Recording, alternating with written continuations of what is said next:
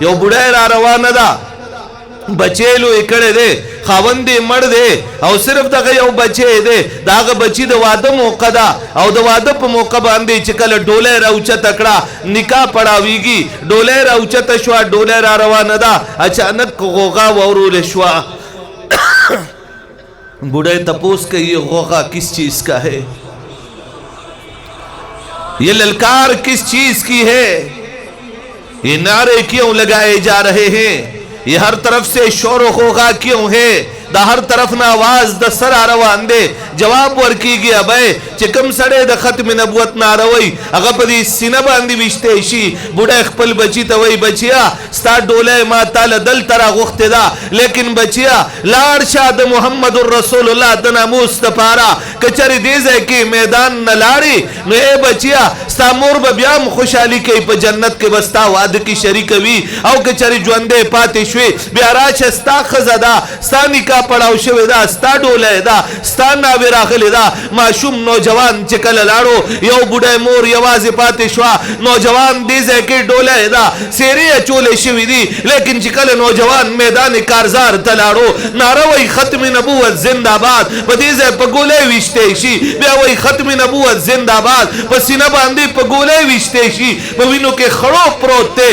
لیکن دا محمد الرسول اللہ دا ناموس نارے پرین خدا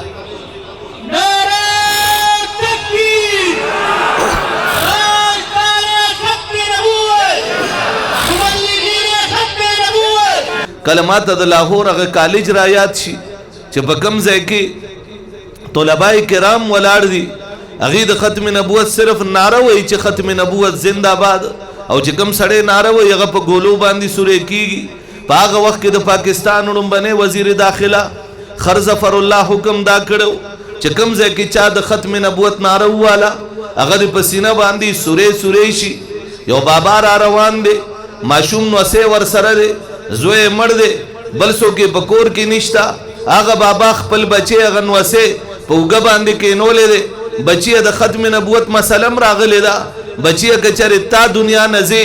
او زه یوازې پاتې کېږم زما ژوند نه تیریږي زه دنیا نظم ته یوازې پاتې کېږي ژوند زما نه تیریږي اے بچیا کچره دواړو ته په شریکه باندې جنت ملاو شي او په دغه حالاتو کې د بابا په وګ باندې معشوم بچی سور دی معشوم بچے پوگا باندی کینولے دے بابا نعرہ وی ختم نبوت معشوم بچے وی زندہ باد حکم دا گولائے دے اچانک گولائے رازی داغا معشوم پا سر باندی ملگی اوغا پاغ زی باندی شہید کی گی اوغا بابام شہید کی گی لیکن دا ختم نبوت نعرے پر نخدا ما اتا دا پارے پا دنیا کی یو نظام پر خودو یو مثال را دا پار پر خودو